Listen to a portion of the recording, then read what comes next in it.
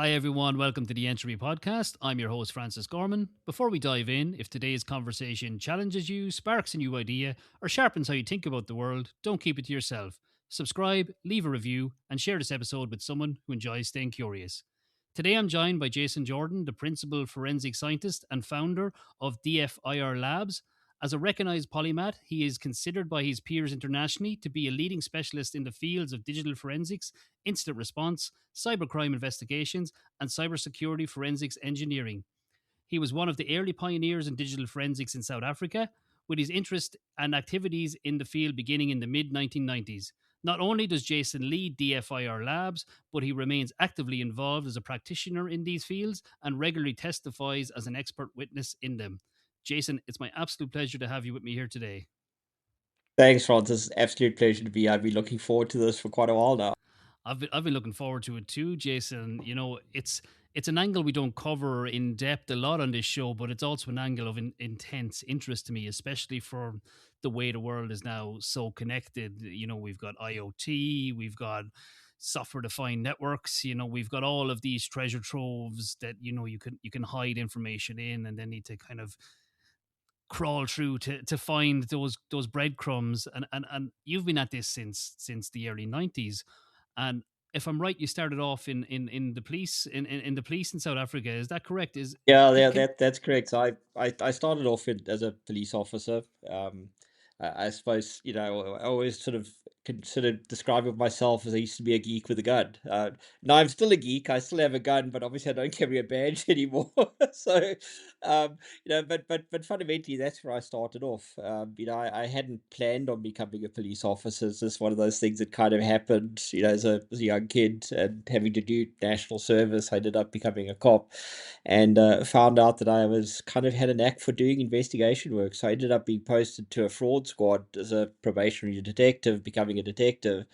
And with cyber and fraud kind of interrelated to each other, I was the guy that would eventually be called upon to do cases involving, there was a computer involved in this case. Jason, you that nerd person that knows computers. So, we're going to give this to you because we don't even know how to type. So that was the kind of environment I grew up on. And it was, well, he has computers. We've got to figure out how to get evidence from them. And, back in the days, it was basically just me and a hex editor, well, me and my peers around the world around about the same time, basically us with hex editors kind of figuring out how things worked essentially. see that is fascinating for me. I did my in college, one of my papers, I did it on forensics, where I went out to eBay and some of these secondhand sites and bought hundreds of hard drives, you know, and then ran them through autopsy and other tools, but went through the chain of custody, like right blocking it first and then pulling the image. The amount of stuff I found on old hard drives that people had resold was kind of terrifying. But also highly interesting in kind of reconstructing that data and seeing, well, first pass wiped a bit of it, but it's there. And then when you're talking about hex editor and looking at it from that lens in the 90s, a lot has changed. What's the most fundamental difference between the hex editor then and the tools now with AI and all of these kind of extrapolations on top? So I think at the end of the day, I mean, everything we do still fundamentally starts at a hex level and understanding data structure. So I think one of the big differences nowadays is we have tools that effectively know how to read the data structures of different artifacts. So, back in the day, we used to have to manually parse out everything ourselves by hand. Now we have tools that do us for us. So the good old-fashioned hex skills are usually used for validation of the tools rather than actually doing it manually anymore. Um, but obviously, if you sort of expand that to that next level, we've got all these AI engines and everything starting to come into play as well, which has a big impact on the field. And it's kind of like the Wild West out there. I mean, I had a guy reach out to me not so long ago about this. They've got this amazing AI tool that could do this type of forensics and that type of forensics. And as I started to dig in, asking questions, suddenly they backed off and backed off and backed off and backed off, because I think there's a lot of marketing hype with it. But the fundamental principle in digital forensics still remains the same. Can you access the data? do you understand the data structures, and can you then interpret what that actually means, to address some kind of legal or investigative question? The new technologies we have make it quicker and faster and easier for us to do the job, but that same fundamental skill set still needs to be there. We need to understand how everything works, essentially. Makes a lot of sense. Yeah, and it is interesting, the AI marketing machine that is out there. I found it myself at the moment. Um, Building an ecosystem and using Optus 4.6 extended as the kind of underbelly. It's such a convincing liar and hallucination engine that I found myself using other models to cross reference data sets and then identifying very quickly, unless the data sets are properly labeled and you have that lineage, actually as a human trying to reconcile problem A with statement B is extremely difficult and actually far more time consuming than it would be if you just read the stuff on day one and got a pencil and took some notes. So yeah, when you talk about it in forensics, like forensics have to be robust, they have to be methodical, they have to be sound. You can't risk hallucinations. Like you could send someone off for a pretty long sentence, off the back of something that's fundamentally not sound. So I do think AI has a role to play, but it's interesting when you said that. I mean, I mean, look, let's be honest, like any technology, any new technology, embracing it is always a good thing. And embracing AI is not a bad thing. I suppose, again, as a computer scientist as well, a lot of people are making a big hype about AI. But the reality is, we've been working machine learning models of that going back decades already. I mean, none of this for us in the field is this new. It's new at a sort of consumer level, if I can put it that way. But for the real computer scientists, we've known about this stuff for a while. It hasn't been commercially mature, but it's still a thing. And if you think about the problems of how AI is utilized, a lot of it comes down to a lack of understanding how the models work, a lack of understanding about the machine learning that goes behind it and the deep learning that goes behind it. So if you take an LLM system, if you give it two identical inputs, you are never going to get two identical outputs. And that's the problem. It's because the system is designed with that tokenization and randomization process to give the approximation of human response, essentially. So from a digital forensics perspective, if I put 1 and 1 plus 1 and 1 equals 2, it should always come out 1 and 1 equals 2, but not with an LLM system, because that's not what it's designed to do. So I think if we use the correct AI systems for the correct thing. So for example, in incident response, I see a big place potentially for AI systems in incident response, where you're doing threat detection and immediate alerting, and you can scale that kind of threat detection alerting much more efficiently through an AI system. But the moment it becomes regulatory, legal, or anything along those lines, then you can't rely on that AI system anymore. Because at the end of the day, a human being has got to go stand up in a court or stand before a regulator and say, well, this is exactly what happened. And if the AI black box doesn't give me the step-by-step process, I can never verify that. So even if the output looks good, if I can't explain to the court how that output got there, that evidence is always going to be brought into doubt as well. So it's interesting. The courts have tended to, from what I've seen around the world at the moment, have been sort of pushing back on AI generated content, because I think the judges, in different jurisdictions around the world, are a bit sort of on the ball as far as that's concerned. But it's a changing dynamic. Like, who knows what it's going to be like in 5 years' time, 10 years' time, 20 years' time. It's interesting. All I know is I'm still going to be looking at hex. I'm still going to be looking at bits and bytes, and I'm still going to be catching bad guys. So, I think I'm okay. I think you're going to be perfectly fine, Jason. Let's talk about catching bad guys. It's such a fascinating world when you're getting into digital forensics, especially when cybercrime or other crime is being the kind of core focus. What's the most interesting case you've worked on that you can talk about over the years? So obviously I've worked on lots of cases. Some cases can't ever talk about, which is actually kind of sad. I always joke with my family that some of the best forensic work I've done I can never talk about. But there is one case that I really enjoyed working on. This is a couple of years ago now, but it was quite a complicated sort of organized crime hacking case where we had essentially a group of hackers infiltrating essentially our state information technology agency, which basically supplies IT service to the entire national and provincial government in South Africa. And with the sort of guys that they planted or they'd recruited within that organization, they were able to basically set up a scheme essentially where they defrauded four particular government departments in one provincial area in South Africa of several, if I convert it to euros, it would have been several million euros, easy 20, 30 million euros at that, from an exchange rate point of view.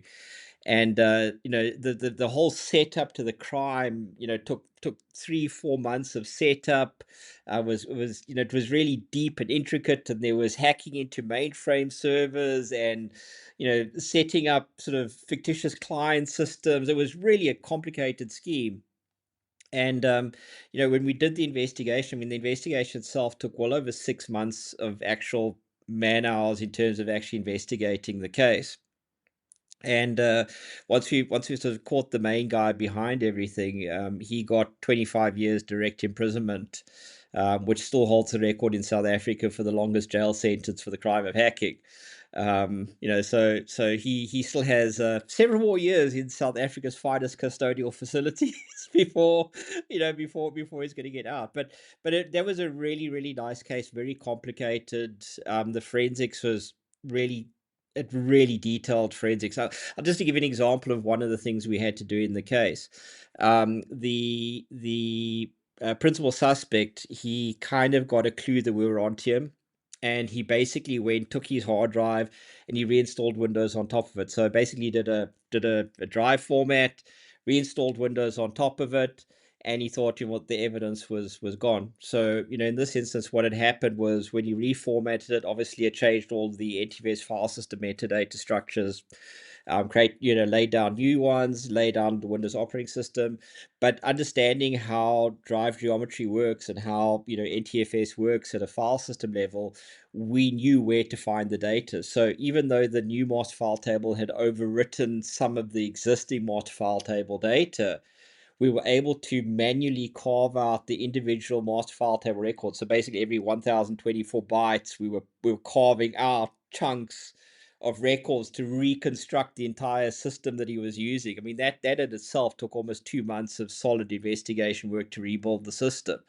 But once we put everything together, from a court perspective, we were able to reconstruct step by step how the crime was committed. So literally on the day that they actually did the financial transactions, we reconstructed that almost 48-hour period for the court. The guy is still said in court.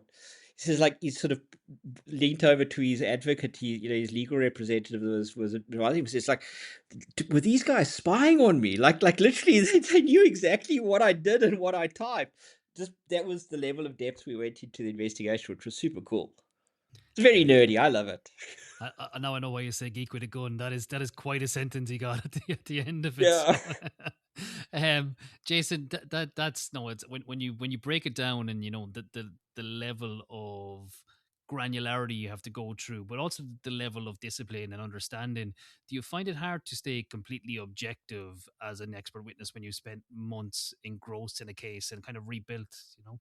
It's always difficult to be completely 100% unbiased. Obviously, as a forensic scientist, you strive to be as unbiased as possible. But we're human, and humans do develop their own sets of biases. So what we do to try and avoid that is we literally document every decision we make. Look.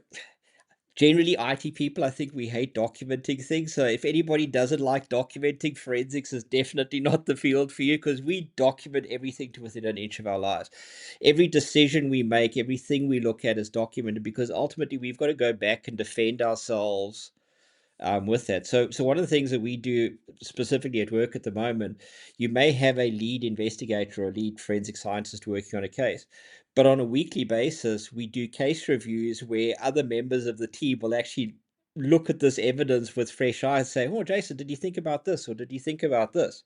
We had a case just to kind of illustrate that happened a couple of months ago. So I had a different, another member of my team working on a case, and all of the evidence objectively pointed to a particular person being identified as the suspect. So I was one of the guys doing the case review for this particular case. There was one or two small little things that I picked up on the system and said, something's a little bit off here. And it all had to do with timing. Timing was when certain emails were sent. And I said, I think you need to go and look at something else. Go and look here, go and look here. And the analyst went and looked at it and came back to me and said, Jason, you're actually right. This guy didn't do it. And we started to dig into the evidence. So I think that checks and balances of keeping each other honest is a good thing. At the end of the day, I know it sounds weird. I like catching bad guys, but I like to catch the right bad guys. The last thing I could ever see myself being comfortable with is having an innocent person go to prison because I made a mistake. That would literally break my soul. It would crush me. So I think that checks and balances process is really important to try and avoid bias. And again, it all comes down to your professional ethics and your professional integrity. Understanding that we actually work for the court. Even now that I'm in the private sector, I may be appointed by a client to do work. But while the client may pay me, it's every bit of work that I do is actually for the court. And we've had cases where we've gone against our client essentially because the narrative that they were trying to portray was not the actual facts at hand. In fact, I've got a fairly I don't want to say it too loudly, but there's a case that I was involved in involving some very, very high profile law firms where the one law firm that had appointed me fundamentally lied, and didn't provide all of the evidence to me. So, um, it's those type of things that you've got to be honest to your discipline. You've got to be honest to your integrity, because at the end of the day, that's actually all you have. In the world we live in, is it inevitable we leave behind a digital breadcrumb, or is there ways around that? Are we completely exposed no matter what we do now? I think if you look at the nature of the world, so maybe it comes down to a fundamental aspect of science. So before we even talk about the digital world, let's talk about the physical world. So in the fundamental process of forensic science, there's something we've always referred to as the Lacard principle, or the Lacard trace principle. Basically says that whenever two objects come into contact with each other, there's reciprocal transfer of information. So, if you and I had a nice hearty handshake, the process of shaking each other's hands would rub epithelial DNA from our hands onto each other's hands. Everybody runs off to the bathroom to go wash their hands after that. But that physicalness, as you move through the world, you are shedding off skin cells. You're leaving fibers. Your movement through nature leaves a trace, even though it might be difficult to find or even infinitesimally small.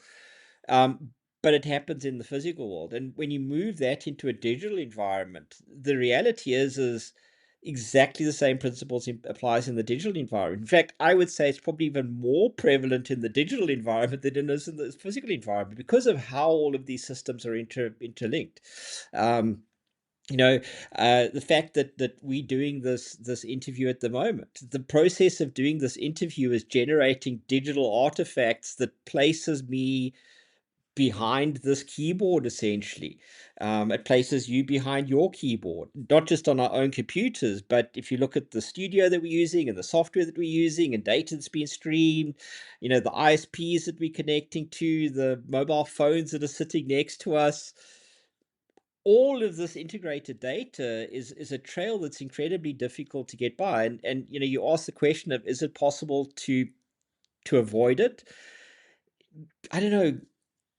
Ireland's got some beautiful isolated spots. Find some place with no electricity and no technology. Like, I think that's literally the only way to avoid it. And then unfortunately you've got satellite. So that maybe also doesn't help you very much at the end of the day. I think the way the fuel prices are going, finding somewhere with no electricity in Ireland mightn't be too far away. So we'll have to watch that one and see where we Yeah, go. that's true. Jason, no, that's incredible. And I think when you put the analogy of the physical world and the imprints we leave, however small, and then relay that into the digital world, I think that really does bring it to life. I want to talk a little bit about your passion to kind of train others and uplift others in the skills. You've trained FBI, U.S. Secret Service, U.S. Special Operations Command. How did that happen? How did you fall into that world of elitism? So I know it's kind of weird. So obviously, besides doing work for my own company, I'm also a principal instructor for the SANS Institute. It's a bit of a shout out from that perspective. But I'd always been involved in training of young detectives. Going back to my police career, I just sort of had a knack for teaching. And then again, it's something that I didn't plan to do. I just kind of fell into it. Where literally my inspector came to me the one day and said, "Oh, by the way, we need somebody to go to the police college to give a lecture on fraud. You're it." Uh, so I was volunteered for it, if I could put it that way. And I actually found that I really, really enjoyed it. And then, when I would be testifying in court, especially in the early days of the computer stuff, having to try and teach a judge that literally didn't even know how to use a mobile phone. I learned to communicate fairly well. So I got into teaching. So during my law enforcement career, and ironically, when I was still in law enforcement and I did my first SANS course, and SANS basically approached me during the course and said, you actually you're probably going to make a good teacher one day. Would you like to give it a tryout? And that's kind of how I started. So I ended up teaching for SANS, and obviously with the work that SANS does around the world, I got involved with training, like I said, the FBI and the Secret Service and Scotland Yard, and obviously I was in Ireland a few weeks ago, essentially doing training there. It's training the British military, training the Australian military, literally law enforcement around the world. And it's something that I've become really passionate about because, I was kind of lucky especially as a young police detective. I had an inspector that took me under his wing. This I always think of this like Arthur was this grizzled old veteran. This you think of this sort of grumpy inspector that knows everything about everything, and he took me under his wing and he taught me and he mentored me and he helped sort of mold me into the detective that I eventually became. And I think there's almost a duty, a responsibility for us, especially as we get older in the world, to pass that knowledge on to the newer generations and to help mentor the newer generations, because that's how you make the world a better place. You share that skill, you share that expertise, and the more I do it, the more I've actually learned in the process, and by engaging with other instructors that teach at that sort of elite level, I've been upping my own skills, so it's become a really interesting dynamic engagement. I mean, the other day I posted a thing on LinkedIn. I get a lot of people that are interested in doing mentoring with me and things along those lines.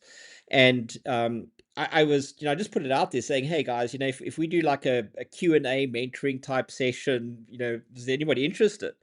I've been blown away by the response of people who just want to do mentoring, just to be able to sit down with somebody and say, hey, I've got career questions, who can I ask? I think last time I checked, I was sitting on something like over 14,000, hits. I mean, I'm just a kid from South Africa. Like I still see myself as this little kid from a small city in South Africa, and people are really interested. They want to learn. They want to be guided. And if I can do that with my life, and I can help the next generation, to make the world a better place and a safer place, then one day when I shuffle off this mortal coil, I think my family can be proud of what I've done. I think it's a no-brainer. You have this natural warm enthusiasm that kind of draws people in. So I can see why people would like you to mentor them down this path, especially with the years of inherent knowledge that you have. It's so valuable, Jason. So I totally get why there was such a strong response to that. Can we talk about instant response at the moment? And when I look at instant response teams across the world, and I deal a lot with different organizations, I get the feeling they're not at the races a lot of the time, and that the aspect that you come in after is after the crime. It's was that properly managed? Was it handled? Was the evidence protected in a way that we can testify to in a court of law? Is there a lot of crime flying under the radar because incident response teams aren't geared up to catch the incident properly? Yeah. I think, there's been a lot of debate over the last couple of months within the community about the concept of DFIR, digital forensics incident response. Is it the same thing? Is it different? All those type of things. And I think there is a big difference. When I think, and I'll sketch it from my perspective. When I moved from law enforcement into the private sector, I got to do a lot of incident response work. And I used to get incredibly frustrated with the clients that I was working with because in my mind, I wanted to figure out what happened, what went wrong, can I catch somebody? But for the business owner whose incident I was responding to, they didn't care about catching somebody. They wanted to have business continuity. They wanted the problem to go away. So for me, when I think of incident response, I'm thinking of responding to an incident as it's ongoing. So in other words, the threat is still there, the threat is still ongoing. I'm effectively the firefighter coming to put the fire out. I'm not going to get this. Oh, wait, the building's on fire. Let's wait till the building burns down, and then I'll come and do an investigation to see why the fire started. Like that doesn't help. But if you think about that firefighter analogy, once the firefighters have put the building out, then the fire inspectors or the fire investigators come along to figure out what caused it. Now, for me, a lot of people merge the incident response roles with the incident remediation and incident response into kind of one thing. I actually see them as two separate roles. There's the incident remediators that are managing the incident, that are trying to stop the building burning down, so to speak. And then there's the incident responders who might be doing the investigation, the incident investigators. And I think there is a room for both of those two fields to exist simultaneously. Again, it makes no sense for an organization to prioritize forensics when they try to save their system. Somebody asked me the other day, Jason, if you're responding to an incident and you see systems being, the ransomware has hit the system, and you see the encryption happening in real time, like, what are you going to do? I'm going to pull the plug on everything. Yeah, but you're going to destroy evidence. Well, of course I'm going to destroy the evidence, but what is my option having no systems that I can work with at all? So there's a bit of a sort of a decision management process that you've got to go through. And I think the problem is there's a lot of people that are in that incident remediation, threat detection, SOC type role that is responding to incidents. They're not necessarily trained to do digital forensics. They train to do incident remediation versus incident response, which is root cause analysis focused. So, you made mention about the fact that one of the areas that I've been doing a lot of work on is in cybersecurity forensic engineering. So this is an incident has happened, and a regulator calls us in to come and investigate the incident because the regulator wants to know whether the company's security posture was appropriate. Had they been negligent or not. So it's incident response, but it's a completely different process because now it's about, did you screw up or not? And I know that's a harsh thing for a lot of companies to sort of think about, but with the increasing regulatory environment we find ourselves in the world, I think we're going to see more and more of that kind of activity. So I think for me, you made the mention about incident response teams not being at the races. I think a lot of that is true. A lot of people are quite capable of doing that sort of incident detection, responding to things in real time, but that true in-depth root cause analysis, I think that's a very different skill and not as easy to develop over time, unfortunately. Piece you touched on there about the regulator and the post incident, was the company in and of itself negligent aspect? Is there patterns there that you see? Have you got a framework at hand now around the don't be negligent framework? Are there certain things that from a basic hygiene factor that is not in place that allowed this to happen? Obviously, it depends from jurisdiction to jurisdiction. So obviously in Europe, you guys have got to deal with GDPR and things along those lines. And, it sets out the minimum security stand. Well, I mean, it doesn't set thou shalt comply with ISO 27, whatever, but it does set out a requirement for organizations to have appropriate security in place. And we've got something very similar in South Africa. So the process really comes down to this: is you investigate the incident. Part of the investigation is what caused the failure, of security, essentially. So if you think about a traditional incident response, pardon me, a traditional incident response is figuring out what happened. The cybersecurity forensic engineering framework is figuring out how it happened and what facilitated it happening, essentially. And when you start to look at organizations, when you're looking at the security, you're looking at the architected security environment, you're looking at the implementation of the security, you're looking at training around security. So I've got two incidences that I can talk about that kind of illustrates this. So in one case that I worked on for our local regulator in South Africa, our information regulator, there'd been a massive data breach with Experian, and it's in the public domain, so I don't mind talking about it. And the regulator was looking at the first case to test the new legislation, and she approached us and said, "Look, Jason, can you go and investigate this? The police are already investigating the crime, but we want you to investigate it from a regulatory perspective and say, did they mess up?" And we did a very thorough investigation, working with Experian in the US and in the UK, which was a really enjoyable experience. And at the end of this intensive investigation, we gave them a clean bill of health. They had all the right steps in place. They didn't fail anything. There was a human error that allowed the fraud to be facilitated, but it wasn't through an inherent failure in the cybersecurity engineering of Experian. And the regulator obviously gave them a clean bill of health. There's another case that I worked on, unfortunately never ended up going to the regulator, but if it had gone to the regulator, it would have been somewhat different for it. In this instance, we had an organization, a fintech organization, that got heavily hit by ransomware.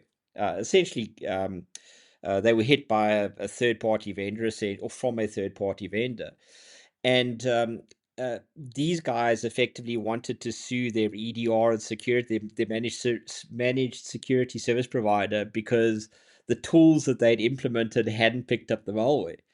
But when we did the investigation, we actually found out that the tool had been functioning absolutely perfect, but the attackers had been refactoring the malware till eventually it passed through the behavioral detections.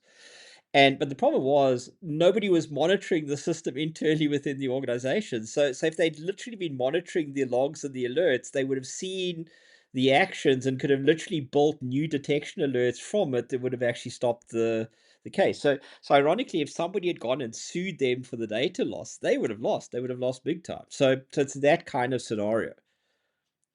Oh, it's really insightful. There's one thing as you're talking there that is running through my mind, and we've talked a lot about the kind of audit trail at a server level or across the OS or mobile devices in close proximity, etc. as markers. What about random access memory or cloud forensics? Does that change the playing field to some extent? Well, it changes in a sense around the volatility. So, for example, stuff that is in RAM obviously is inherently volatile. So, there are pros and cons. So obviously the pros are you see attackers these days using in-memory malware only. So in other words, the malware never hits the disk. It basically gets run, executed directly in memory. We can find that with the right forensic tools, which is absolutely awesome. So they think they're hiding for us, but we still find it. But then you have challenges from the manufacturers as well, using things like address randomization in memory and protected enclaves in memory, and things along those lines are starting to complicate things. So that then becomes a challenge. Looking at devices like Mac OS, the new Mac OS devices, we currently as digital forensics practitioners have no way to get to that memory at this point of view. So as the technology changes, there's there's changes. Same thing when it comes to cloud forensics. There's so much data out there, but there's what can you access, what can't you access. If you want to have the really, really cool logging stuff, you've got to pay extra to your service provider to get that level of logging, even though technically they still, in many instances, logging it anyway, but you've got to pay to access your own logs. It gets really, really interesting. And then the other problem when it comes to cloud issues is the jurisdictional one. Where do you legally get the data from? Like, okay, I need to get this data from Amazon. So which data center am I serving the subpoena on to get access to the data? It gets kind of crazy. It's an interesting time. It's a brave new world. Very much so, and it's getting more complex with all of the different technology sets we're seeing come out of the woodwork at the moment. Jason, there's one thing that strikes me: like this is more than a job for you, isn't it? Mm, It's a passion. Do you find it hard to yeah. switch off? So I know I know a lot of people say I should get a life. You can see my bookshelves behind me. I literally live, eat, breathe, sleep forensics. This is not just my job. It's my hobby. It's my passion. So for me to relax, I'm reading law books, or I'm reading Windows system internals or something like that. It's just it's part of who I am. And I know it seems very strange, but I've always kind of equated this to like an old school tradesman in a sense, So, as a kid, I loved fantasy novels and Lord of the Rings and The Hobbit and all that kind of stuff, which is why I absolutely adored going to Ireland, a few weeks ago. Like I did a tour throughout Ireland. It was like, oh, all the fairy stuff and the magic stuff was absolutely freaking amazing. Um, but for me, if I think back to those sort of fantasy type books and novels, if you were the blacksmith and and somebody came up in the middle of the night and their horse had thrown a shoe or whatever, you as the blacksmith, you just like, well, I'm sorry, it's after hours. You went to your forge and you took your hammer out, you did your thing, and you helped the guy out because you were a blacksmith. You didn't stop becoming a blacksmith when the sun went down. You were a blacksmith. You were a farrier, you were a whatever. That was who you are. And for me, that's kind of how I see myself. I see myself as a digital forensic scientist. It's not all of me. Obviously, I have other interests and things along those lines, but it is a huge part of me. So what I do is not a job. It's actually a profession. Think of it as a calling almost. Um, and they always say that if you love what you do, you never work a day in your life. And I'm I think 54 years old now. And I don't feel 54. Like I feel like on top of the world, because literally I love what I do. I really, really, really love what I do, and if people laugh at me in the lab when I'm working on a case, and they're like, hell yeah, like I've got that smoking gun piece of evidence, and you can't beat that level of excitement. And it's like, wow, I got this case now. That's amazing, and you can tell that it's far more than just a job. It's a passion. Before we finish up, Jason, for someone looking to get into this field, have you any advice for them? So I think again, I have a lot of young people coming up to me saying they want to get into forensics, and the first question I always ask them is like, do you want to do forensics, or do you want to do incident response investigations? Because the two are not the same. Um, if you wanted to go down the investigation route, SOC, threat hunting, all that, awesome. Are you curious? Are you passionate about technology? Do you like solving puzzles? Great, that's the kind of thing for you.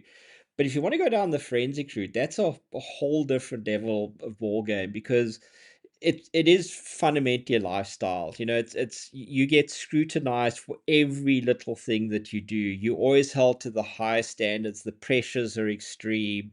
I always joke with my team members, like, we're in the kind of job that we get to screw up once. If I'm on the witness stand and I screw up badly, that's it. It's game over. My job is done. My career is done. Then I need to go to another aspect of cybersecurity or something, because I can't work as an expert witness anymore. But that's the thing, is find out which area you really, really feel interested in. And from an advice point of view, Be a generalist. I know this is going to sound really weird, but when you're starting out, learn a little bit about everything. I see a lot of people try to, they want to specialize like too quickly, too soon.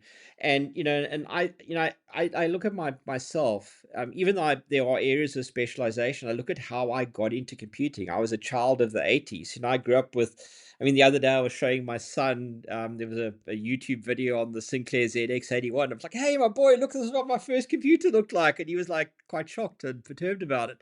But that's how I grew up. I grew up learning how computers work, how networks work. We figured it out as we went along. I find a lot of youngsters, I feel like really old when I say youngsters, but I see a lot of people coming to the field these days that they almost like hyper focus. Like, I want to be a pen tester. I want to be a forensics person. I want to be a network engineer. Get the basics, get that core fundamental technological understanding, be comfortable in the technology, and then grow from there. And I think that's probably the best advice that I have for youngsters. Be passionate, be hands-on with the technology. Don't be scared of it. And also don't buy into this thing that you've got to have like a million certifications and things along those lines. Look, I have certifications and I've got degrees. But at the end of the day, if somebody comes to me and says, Jason, I want to come and work for DFI Labs, the first question I'm going to ask them is, what have you done? Like literally, what have you done? So they say, oh, I'm interested in digital forensics. So what have you researched about it? What do you know about forensics? I'm going to ask questions because I want to see whether the person is genuinely interested. One of the questions I ask prospective candidates is this: oh, Jason, we love forensics. Okay, so what are the last 5 books that you read? Well, like, so you don't read any books? No, I don't like to read. Well, you don't like to read. You're probably not going to be cut out for forensics because you need to read a lot when you're doing forensics. It's little things like that. Do you have the right aptitude for the work, essentially?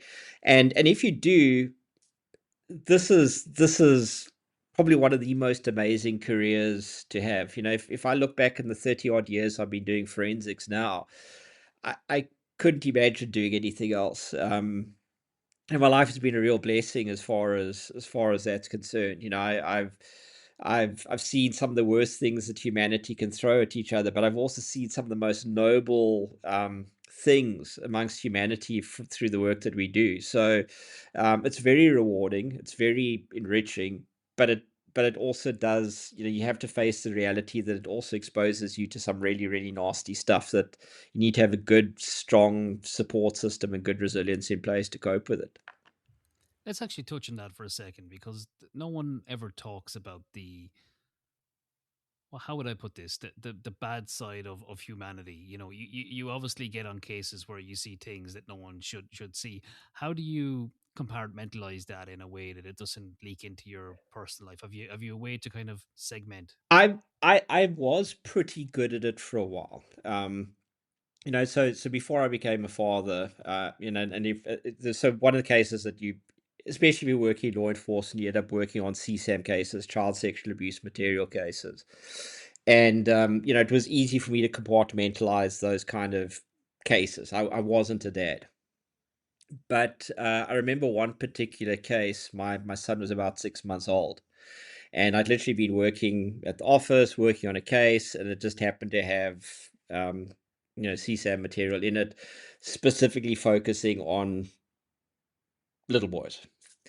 And when I got home after that day at work, and I got home, my wife was washing my son, so in the bathtub, and giving him a wash. And I walked in, and one of the images, one of the videos that I'd just been experiencing during that day while I was documenting everything in the lab just flashed in my head. And it was almost as if the case that I'd working on overlaid onto my son. And I literally collapsed in the bathroom, sort of literally crawled up into a fetal position, and I just started sobbing. And my wife's like, "What's wrong?" I said, "I can't tell you." And it's that type of thing. And luckily, we have psychological support systems in place and things along those lines. And I went through a process of having to learn to compartmentalize myself better, especially being a father. But it is hard. It's important to talk to people about it. One of the problems we have in South Africa, and I don't think it's just a South African problem, but if you're a guy, cowboys don't cry. We've all got to be like tough and strong and whatever. But this stuff does break you, and you do need to have a good support system to talk to. And it's not just. It's easy to think of it in terms of cases like that, but it's a ransomware threat actor group that frigging hits a hospital, for example, so people sitting on ventilators, die. There's a lot of evil in the world, and unfortunately, when you're dealing with cybercrime and these type of things, you are dealing with evil people doing evil things. Unfortunately, it's like, when I was a kid growing up, and you think about the early day hackers, and I'll count myself in that category. We hacked out of curiosity. We hacked because it was fun. There was no malice in it, but nowadays it's become mainstream. Now it's like any other human activity. The bad threat actors, the criminals, the malcontents, the deviants.